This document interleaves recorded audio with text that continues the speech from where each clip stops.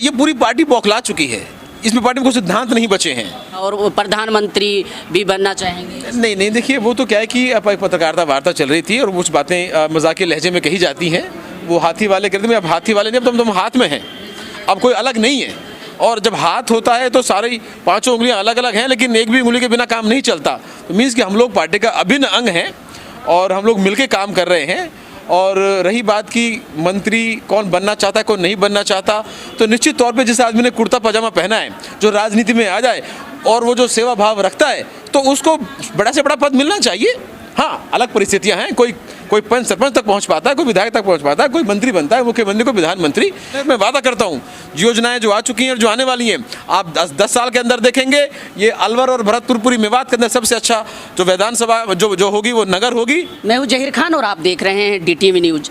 राजस्थान की राजनीति ने एक नया मोड़ ले लिया है, क्योंकि लगातार जिस तरीके से कुछ बसपा के विधायक जिनका लगातार आरोप प्रत्यारोपों का दौर जारी था और मंत्रिमंडल में विस्तार को लेकर के जो देरी हो रही थी, उसको लेकर के आज हम पहुंचे हैं नगर से। यहाँ के स्थानीय विधायक बातचीत करेंगे कि आखिर क्या मामला चल रहा है, क्योंकि अब से 1-2 दिन पहले भी एक ऐसा ही बयान जारी किया गया जिसको सोशल मीडिया पर अलग तरीके से चलाया जा रहा है, तोड़ मरोड़ कर पेश किया जा रहा है। सब कुछ सच्चाई जानने की कोशिश करेंगे और लखीमपुर की जो घटना हुई इसको लेकर के कांग्रेस पार्टी का क्या रुख रहा है और अब तक क्या कार्रवाई हो पाएगी, विपक्ष की क्या भूमिका रही, ये भी जानने की कोशिश करेंगे। सर पहले तो बहुत बहुत स्वागत। धन्यवाद जहीर साहब। बात लखीमपुर की ही करते हैं। पहले अंग्रेज़ जो है गोलियों से भुनवा दिया करते थे आम आदमियों को जो उन्हें पसंद नहीं थे। जलियांवाला बाग आपने देखा, आम आदमी को अपनी बात कहने का हक नहीं था और बहुत बड़ा गुलामी हुआ करती थी इस देश में। लखीमपुर की जो घटना है कहीं ना कहीं वही याद दिलाती है। एक धरने से या किसी स्थल से लोग वापस जा रहे थे, जो वीडियो हमने देखा कि एक गाड़ी आई और आम आदमियों को, बड़ों बुजुर्गों को, नौजवानों को रौंदती हुई चली गई।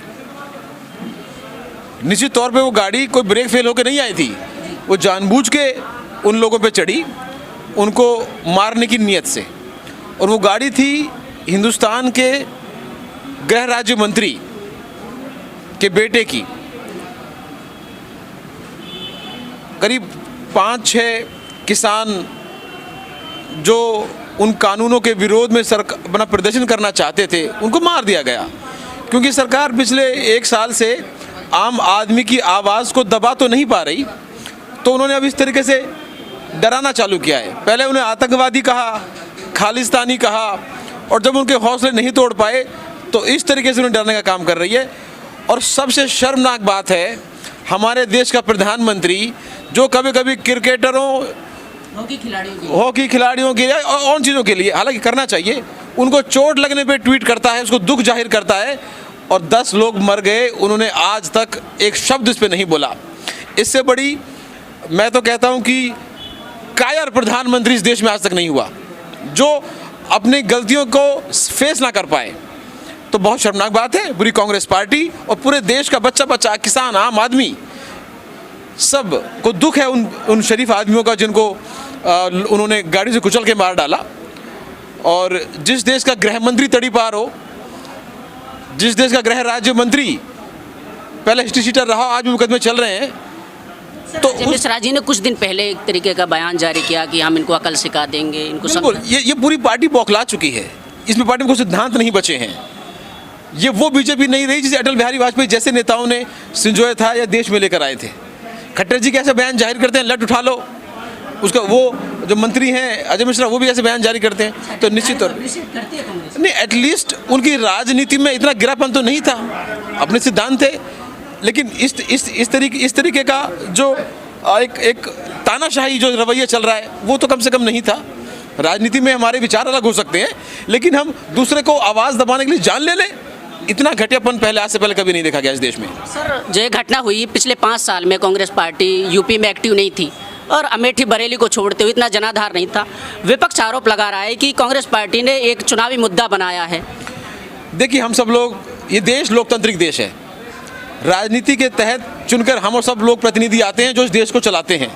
और देश में कोई घटना होगी तो क्या उस पर दुख व्यक्त करना, क्या उसके लिए न्याय मांगना, अगर ये राजनीति है तो वही राजनीति करनी चाहिए, सबको करनी चाहिए। जहाँ गलती है, किसी पीड़ित के साथ खड़ा होना राजनीति करनी चाहिए।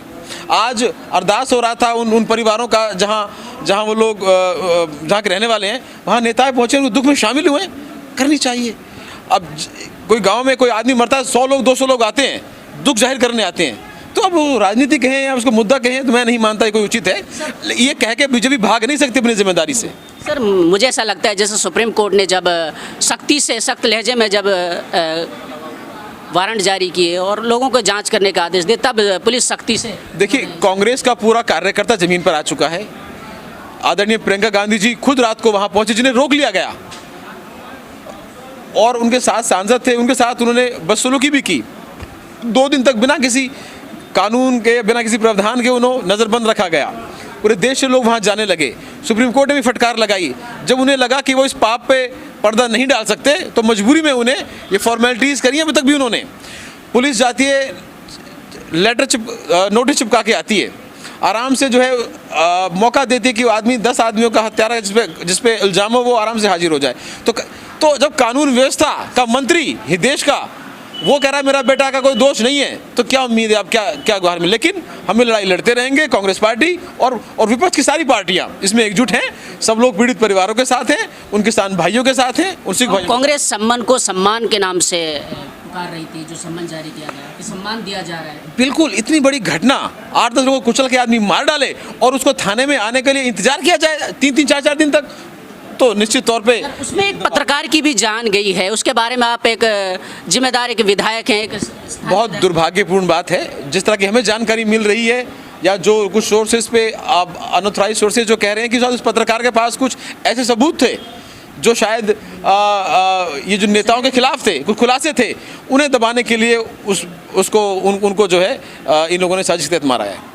सर अभी स्थानीय मुद्दों पे आते हैं, जो पार्टी की हलचल रही है, आप लोग भी मंत्रिमंडल विस्तार को लेकर के खासे नाराज है, इसमें कितनी?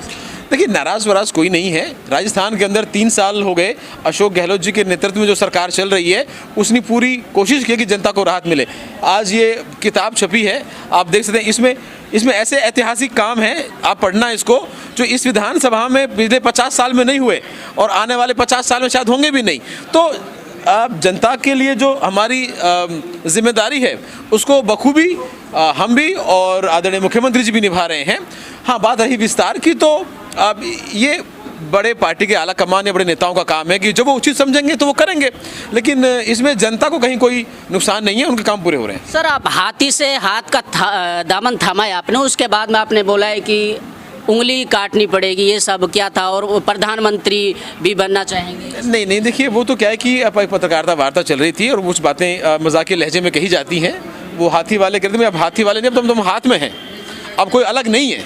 और जब हाथ होता है तो सारी 5 उंगलियां अलग अलग हैं, लेकिन एक भी उंगली के बिना काम नहीं चलता। तो मीन्स कि हम लोग पार्टी का अभिन्न अंग हैं और हम लोग मिलके काम कर रहे हैं। और रही बात कि मंत्री कौन बनना चाहता है, कौन नहीं बनना चाहता, तो निश्चित तौर पे जिस आदमी ने कुर्ता पजामा पहना है, जो राजनीति में आ जाए और वो जो सेवा भाव रखता है, तो उसको बड़ा से बड़ा पद मिलना चाहिए। हाँ, अलग परिस्थितियां हैं, कोई पंच सरपंच तक पहुंच पाता है, कोई विधायक तक पहुंच पाता है, कोई मंत्री बनता है, मुख्यमंत्री को प्रधानमंत्री। लेकिन जब हम पहली क्लास में एडमिशन लेते हैं, तो हमें स्कूल पूरा करने की भी हमारे अंदर नीयत है, वो होनी चाहिए। वो जहाँ तक आदमी पढ़ पाएगा पढ़ेगा।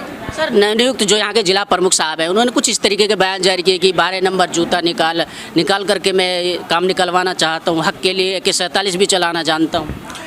हाँ, मैंने भी एक सोशल मीडिया पे वो बयान सुना, हालांकि मैं उस बयान से इत्तेफाक नहीं रखता। एक प्रतिनिधित्व को इस तरीके जी, मैं वही कहना चाहता हूँ। जगत सिंह जी कई बार विधायक रह चुके हैं, आज जिला प्रमुख हैं हमारे पूरे जिले के, सम्मानित व्यक्ति हैं, एक सम्मानित उनके पद की एक गरिमा है।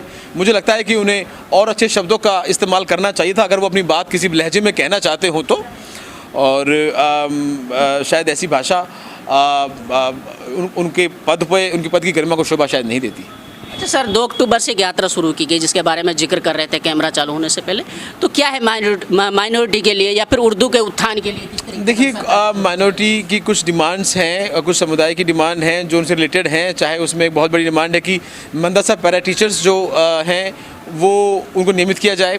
जो अल्पसंख्यक समुदाय है, मेरी खास तौर पे डिमांड थी कि पंजाबी भाषा, सिंधी भाषा, उर्दू भाषा, जहाँ जहाँ इनके रहने वाले लोग हैं, उन स्कूलों में जहाँ इनके छात्र हैं, जहाँ इनकी कम्युनिटीज़ हैं, उनको तृतीय भाषा पढ़ने के लिए वो वो पढ़ें, उनको ऑप्शन दिया जाए। उसके लिए एक यात्रा भी चल रही है, तो मैं उसका पुरजोर समर्थन करता हूँ। आज 8-10 दिन हो गए, मुख्यमंत्री जी ने उन्हें बुला लिया है। मेरी कोशिश रहेगी कि उनकी ये मांगें पूरी हों। उर्दू, पंजाबी या और सिंधी या और जो भाषाएं हैं, जो यहाँ के क्षेत्रीय लोग जिनकी पॉपुलेशन है जो पढ़ना चाहते हैं, उन्हें वो भाषाएं पढ़ने का अवसर प्राप्त हो। और जो संविदा कर्मी हैं, मदरसा पैरा टीचर्स और जो टेम्प्रेरी जो वर्कर्स जो पूरे प्रदेश में हैं, उनको नियमितकरण का जो मुद्दा चल रहा है वो सालों से भटक रहा है। कमेटी बन जाती है, हर सरकार कमेटी बना लेती है, लेकिन उनका निस्तारण नहीं हो पाता। तो मैं मुख्यमंत्री जी से भी अपील करता हूं, मैंने निवेदन भी किया है कि जल्द से जल्द उन कमेटियों को फाइनलाइज करके मुद्दे सॉल्व किए जाएं। सर, लोग आपको विकास पुरुष के नाम से जानते हैं और 4-5 विधानसभा में हम काम कर रहे हैं, लेकिन लोगों में एक नाराजगी, आपने बड़ी बड़ी योजनाएं तो लाई हैं, मतलब लोगों के लिए, पब्लिक के लिए, अपने स्वास्थ्य के क्षेत्र में और शिक्षा के क्षेत्र में भी काम किया है, स्पोर्ट्स के क्षेत्र में भी काम किया, लेकिन लोगों में ये नाराजगी, आप लोगों के बीच में नहीं गए, जनता से जुड़ करके नहीं गए। देखिए, नहीं, ऐसा नहीं है। मुझे लगता है कि मैं जितना लोगों से मिलता हूँ और केवल मिल नहीं पाता होगा। मैं जब घर पे रहता हूँ तो 10-10 घंटे रात को 11 बजे लोगों से मिलता हूँ, और जितने मैं फ़ोन लोगों को उठाता हूँ, कोई एमएलए इतने फ़ोन पब्लिक नहीं उठा सकता।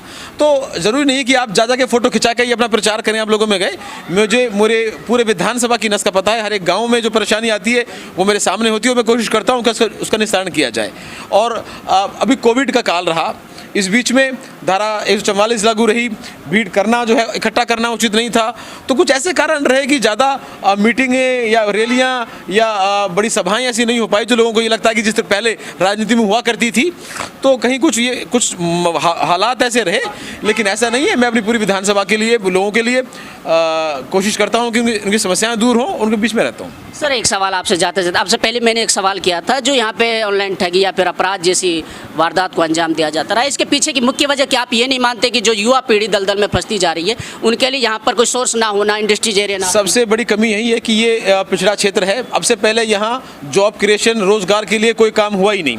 यहाँ पे हज़ारों की संख्या में जो युवा हैं गाँव में खाली बैठे हैं और बेरोजगार हैं। तो निश्चित तौर पर कहीं ना कहीं वो बुराई पनप जाती है उसमें, और हर क्षेत्र में अलग अलग बुराइयाँ होती हैं, अलग अलग तरह के क्राइम होते हैं। तो ये कोई नई बात नहीं है। इसके लिए हमारे प्रयास है, एक बहुत बड़ा इंडस्ट्रियल एरिया हमारी विधानसभा में हमने कोशिश करके प्रस्तावित करवाया है, करीब 100 हेक्टेयर में वो प्रस्तावित है। अगर मुझे उम्मीद है कि वो जल्दी उस पर काम चालू हो जाएगा। अगर वो चालू हुआ तो यहाँ हज़ारों लोगों को रोज़गार मिलेंगे। उसके अलावा जो Delhi Mumbai corridor express way है, ग्रीनफील्ड वे है, इस पर हमारी स्पेशल रिक्वेस्ट पे मुख्यमंत्री जी ने यहाँ पे एग्जिट एंट्री का जो कट दिया है, उससे यहाँ पे लोगों के लिए अवसर पैदा होंगे रोजगार के। तो खाली कमी निकालने से काम नहीं चलेगा, हमें सॉल्यूशन ला के देना पड़ेगा। जब छोटा बच्चा माँ का दूध छोड़ता है तो उसे बोतल का दूध सप्लीमेंट दूसरा देना पड़ता है। तो चीज़ें हो रही हैं, हम कोशिश में हैं कि यहाँ पे माहौल बदले, लोगों को रोज़गार मिले, यहाँ लोगों के कारोबार कर सकें, और वो बदलाव आया है। आप सर्वे करिए, हम कस्बा सीकरी के अंदर बैठे हैं, यहाँ के व्यापारियों से आप बात करिए, इनके व्यापार में बदलाव हुआ है, अच्छा प्रशासन लोगों को मिल रहा है। यहाँ की पुलिस की या प्रशासन की और तरह की जो पहले कुछ लूटें या फिर जो आम आदमियों में असंतोष था वो खत्म हुआ है। और यही कोशिश रहती है कि प्रशासन गाँव वालों के साथ और व्यापारियों के साथ मिलकर एक अच्छा माहौल पैदा करें, हमारे बच्चे पढ़े लिखें, रोजगार में आगे आएं, और एक बदनामी जो क्षेत्र की हो रखी है वो पॉजिटिविटी में बदले, ऐसा मेरा अनुमान है। मैं वादा करता हूं, योजनाएं जो आ चुकी हैं और जो आने वाली हैं, आप 10 साल के अंदर देखेंगे ये अलवर और भरतपुर पूरी मेवात के अंदर सबसे अच्छा जो विधानसभा जो होगी वो नगर होगी, काम करने के माहौल से, एजुकेशन के माहौल से, व्यापार करने के माहौल से। जी, बहुत बहुत शुक्रिया सर हमारे साथ जुड़ने के लिए। देखिए, हमारे साथ थे विधायक वाजिब अली जी, जिन्होंने सारी बातें अपनी रखी, क्योंकि जिस तरीके से आरोप प्रत्यारोप लगे, जो पार्टी को लेकर के जो आपसी कलह चल रही थी, मंत्रिमंडल विस्तार को लेकर के, या फिर यूँ कहें कि जो स्थानीय यहाँ की समस्याएं हैं उनको लेकर के हमने सारी बातें रखी और सारे सवाल जवाब किए। लखीमपुर की जो घटना हुई वो अपने आप में एक निंदनीय घटना थी, उसको लेकर के भी अपना पक्ष विधायक साहब ने रखा। और यहाँ पर विकास पुरुष के नाम से यहाँ पर लोगों में एक खासी चर्चा जिस तरीके से हम देख रहे हैं, लेकिन लोगों में एक नाराज़गी भी देखने को मिली, उसका भी पूरे तौर पर यहाँ पर खुलासा किया विधायक वाजिब अली जी ने। जिस तरीके से बड़े बड़ी योजना यहाँ पर नगर क्षेत्र और यहाँ पर सीकरी जो क्षेत्र है इसमें लाने की जो लगातार इसकी कोशिश रही है, इसके लिए एक अवलोकन भी किया है किताब का, और इसमें जितनी भी योजनाएं हैं जिनको धरातल पर उतारने का वाजिब अली जी ने काम किया है, ये भी आपको देखनी चाहिए, पढ़नी चाहिए। हम लगातार इस तरीके की कवरेज दिखाते रहेंगे, तब तक के लिए बने रहे हमारे साथ।